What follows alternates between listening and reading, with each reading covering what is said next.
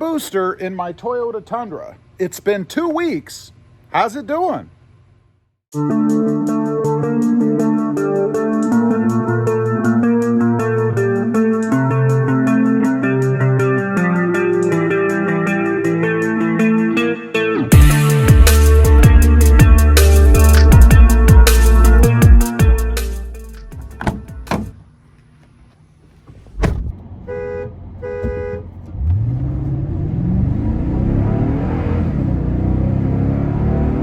Well, good morning, everybody, and welcome back to Rob Motive FST.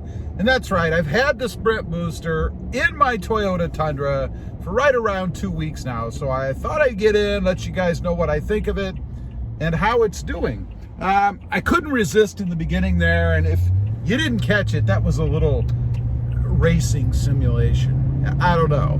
Anyway, you can see the takeoff power from it right there. It's just amazing. It's doing great. First of all, let me tell you right off the bat, it's awesome. I love it. It's doing great. By the way, if you are interested in it or checking it out, go to sprintboostersales.com, and there is a discount code. It is Rob Motive. You can save $10 if you decide to pick one up. There's a 30-day guarantee. You can send it back, all that good stuff. And if you don't know what it is, it eliminates throttle lag so that when you hit the gas, like I just did, you go. And it's awesome in the Tundra because you've got all that V8 horsepower just sitting there waiting for you to use it. So let's talk a little more about it. First of all, any check engine lights, any trouble lights, anything on the dash whatsoever, the answer is no. I've installed, this is my fourth one now. I had one on my Tacoma, my Jeep Gladiator, my Jeep Wrangler. I've had zero problems. The key is just to follow the installation instructions and wait until the CAN bus system shuts down. I'll leave a link to the installation down below if you want to check that out for more detail. But no lights, no problems, no weird issues, nothing like that. And I must say, I haven't heard that about the competition, so who knows? Another thing I like about the Sprint booster is it's the original. It was the first one. They're the ones that started the whole throttle lag elimination movement. That's right, it's a movement. Why? Because for some reason, maybe it's fuel economy, I don't know why, manufacturers are building throttle lag into their vehicles, particularly Toyota. It's just crazy to me. So, it eliminates throttle lag, gives you instant access to the power of your truck or any vehicle. It actually works on many different vehicles, probably almost every vehicle that's out there. So it doesn't have to be a Toyota product or a Ford product or a Ram product. There are many of them. So for me, it's been awesome. I've actually had to tone it down a little bit though. The other day, I was driving somewhere, I don't know, it was somewhere where I had several stops. So I had just left the house. I came to a stop sign, I think. And I hit the gas and I got one of these, you know, and I didn't nail it or anything. It's not like I did in the beginning of the video. I didn't hit it, but it was so sensitive. I had it set at race 9, which is the highest you can go, right? And with the power of the Tundra anyway, it just jumped. It jumped right off. So I thought, well, maybe it's just me. It's first thing in the morning. Maybe my foot's a little heavy, you know? So I pull up to the next stop. Again, there were many, and the same thing happened. Actually, I think it was a stop light.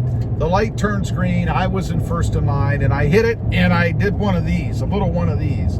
So I decided, you know, I must have it set a little bit too aggressively for my driving style, at least first thing in the morning. So I actually had to turn it down, and I went to Sport 5 versus Race 5. I had it set at Race 5 before. I think I said 9. Race 5 is what I had it set at before. 9 is the most aggressive setting you can choose.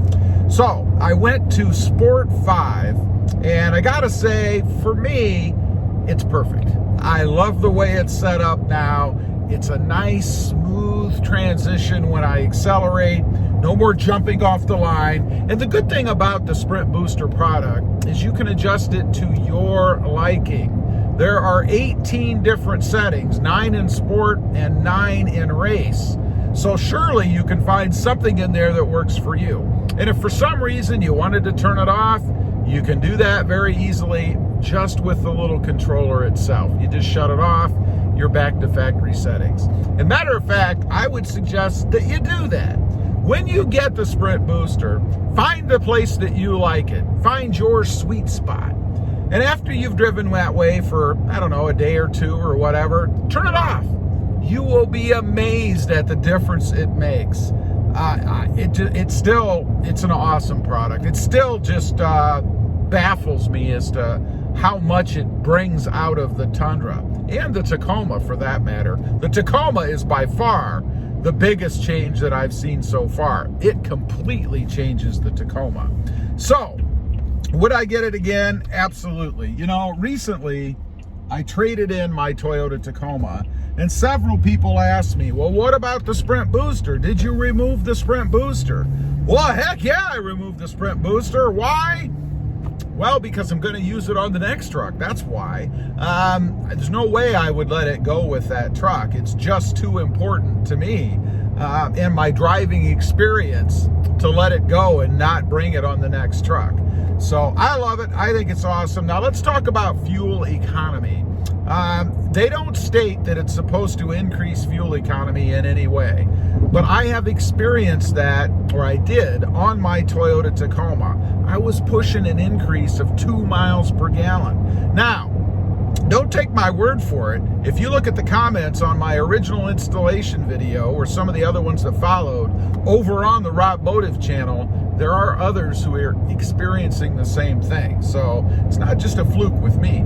Now, with the Tundra, as horrible as the gas mileage is, I'm curious to see if in the long run it makes any difference. Right now, just cruising around, I'm right at about 14 miles per gallon. That is a bit better than the 13 point whatever I've been seeing with it. Now, is that just a fluke? Is it because of the Sprint booster? Honestly, I think I need to run it a little bit longer just to be sure. I'm not going to proclaim that I'm seeing an increase in fuel economy with the Sprint booster installed just yet. Again, it's not built to do that, but it has in my experience on the Tacoma. Now, why? Why do I think it's done that? I think it's because you use or utilize the accelerator pedal more efficiently. In other words, you're not trying to compensate for that lag by pushing on it harder and burning more gas. You don't have to do that. As soon as you start to push on the accelerator, you go. That's what it's supposed to do, and that's what it does. Anyway, I just wanted to get on here, give a quick little review. I've had it on the truck for, like I say, about a couple of weeks now, and it has been fantastic for me, just as it has been on my 3 other vehicles. I gotta say, you know, unless I bought some kind of a sports car that had no lag in it whatsoever, I will always have a Sprint booster on any vehicle I have. It just makes that much of a difference.